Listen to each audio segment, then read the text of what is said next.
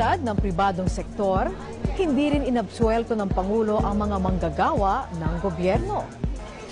Kanya ring pinuntirya ang government agencies na mabagal rumesponde sa pangangailangan ng publiko, ganun din ang mga tiwaling opisyal at kawani ng pamahalaan. Kayong mga kriminal nakapasok sa pulis. Alam mo, sana ang pulis maganda ang reputasyon. They have improved on their image a lot. Tumaas na yung respeto ng taong bayan sa ating mga pulis. Kayo yung ang salot ng hindi maintindihan kung pag ganun kayo ng ganun, papatayin ko talaga kayo. Masiguro ninyo yan. Wala na akong magawa sa inyo, mga kayo. Sa record na inilabas ng Philippine National Police o PNP nitong Marso lamang, halos 5,000 pulis at non-uniformed personnel ng ahensya ang na-dismiss sa serbisyo simula 2016 dahil sa mga iligal na gawain. Samantala, noong November 2020, mahigit 800 naman sa opisyal at kawani ng gobyerno ang sinibak sa serbisyo dahil rin sa katiwalian. Tulad ng mga nagdaang administrasyon, ay hindi rin nakalampas ang Duterte administration sa kritisismo ng publiko.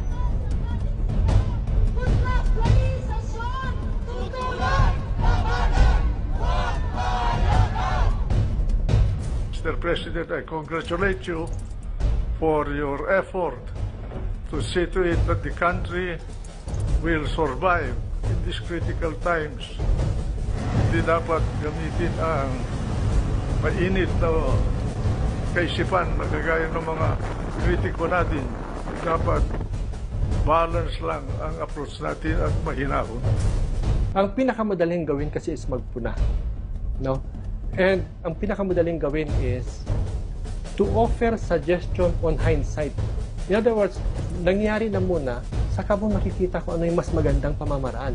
Pero at the time na mangyayari yan, you might not have the enough information or the enough capability para gawin yung isang particular na action. No? So, muna napakadali. Ang napakahirap gawin is to actually run the government. May mga sitwasyon na ang nakakaalam lang ng kabuuan ng sitwasyon ay ang gobyerno. So, sometimes they criticize the government from a very narrow perspective. Pero ang gobyerno kasi tinitingnan niyo ito sa mas malawak na pananaw. Mas maraming consideration ang gobyerno na nakikita na hindi nakikita ng isang ordinaryong mamamayan. Malaki rin ang naging papel ng media sa paghulma ng public opinion. I-try mong panoorin yung interview kay Lee Kuan Yew ng Singapore. Isa sa nabanggit niya is, the Philippines has the freest press. To the point na sa pananaw niya, nakakahadlang na ito sa pag-unlad ng ating bansa. From my perspective, ang free press is not the problem. The problem is the accountability of the free press. No?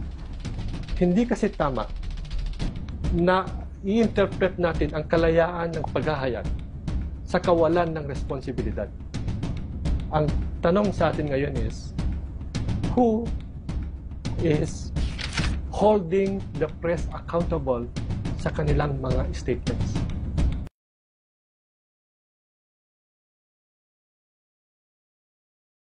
So there has to be a very strong accountability. Sa kabila ng sunod-sunod na dagok na kinaharap ng ating bansa sa ilalim ng Administrasyong Duterte, kapansin-pansin na nananatiling mataas ang trust at approval rating ng ating Pangulo. Mr. President, comparing all the leaders of the world today and their respective popularity and trust among their people, you are the president most loved by his people among all the leaders in the world today. Sa survey na isinagawa ng Pulse Asia noong July 2016, sa pagsisimula ng panunungkulan ni Pangulong Duterte, lumabas na 91% ng mga Pilipino ang nagtitiwala sa Pangulo. Samantala, sa September 2016 survey na pinangunahan ng Social Weather Stations o SWS, nakakuha naman ng excellent o plus 76 na trust rating ang Chief Executive ng bansa. At nitong December 2020 lamang, sa end-of-the-year survey na isinagawa ng research firm na Publicus Asia, pumalo sa 70% ang approval rating ng Pangulo. Mas mataas pa ito sa nakuha niyang 65% noong August 2020. Samantala, mula sa 55% na trust rating noong August 2020, umakyat din ito sa 62%. Yung rating ng Pangulong Duterte, mataas yun. Kasi kalimitan ang tendency ng rating ng isang Pangulo, whether approval or trust, bumababa yun pag malapit ng mag-end. Saan ka naman nakakita? 75% approval, tapos ang trust niya lumalabas 62.4.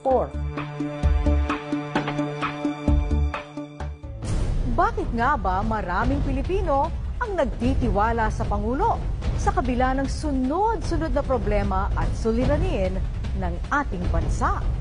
Nakikita talaga nila yung political will niya. Okay? So something na I think a lot of Filipinos would want to have, no? Kasi ginawa ngang example during ng campaign yung Davao. No? Ganito kami sa Davao, baka gusto niyo ganito na rin sa buong Pilipinas. Isa rin sa nakikitang dahilan ng mga analyst ang di pangkaraniwang personality ng Pangulo at ang pagiging responsive nito sa mga problema ng bayan. Wala siyang dinadago, sinishare niya kung anong nararamdaman niya. That's very unique in a presidential address. Pwede nating masabi yung pagiging responsive niya, no, dun sa needs ng tao. We know where Davao came from, no, from a war-torn city. Napalago niya ito, no? Nagkaroon tayo ng magandang peace and order situation despite na sinasabi nila nga, no, na iron hand yung pamamalakad ni President Digong dito sa Davao nung mayor pa siya. Pero nagiging nagiging open pa rin siya, no, sa iba't ibang sector, no. Like for example, nag-establish siya ng mga deputy mayors so that malaman niya ngayon kung ano yung mga pangangailangan talaga ng mga kapatid nating katutubo. Paliwanag ni Professor Beleno, nakuha ng Pangulo ang mga katangiang ito sa kanyang mga magulang na naglingkod din bilang mga community leader. Kasi nga yung nanay niya is a public school teacher. So yung siguro yung pamilya nila na-train sila na on one hand, no, to be a community leader, on the other hand grounded naman sila, no, doon sa realities ng community. Para naman sa historian na si Frias Velasco, namanan ng Pangulo ang katangian ng ating mga dato. Matapang, malakas, at matatag. Ang katangian ng Pangulong Duterte, nakuha niya yung katangian ng ating mga dato.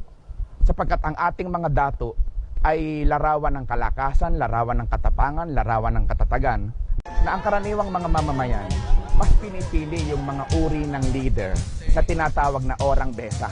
Yung matapang, yung malakas, yung matatag, yung mapagsusumbungan. Kaya ang katunayan na tinatanggap yan ng taong bayan, yung napakagandang approval rating niya all throughout the last 5 years.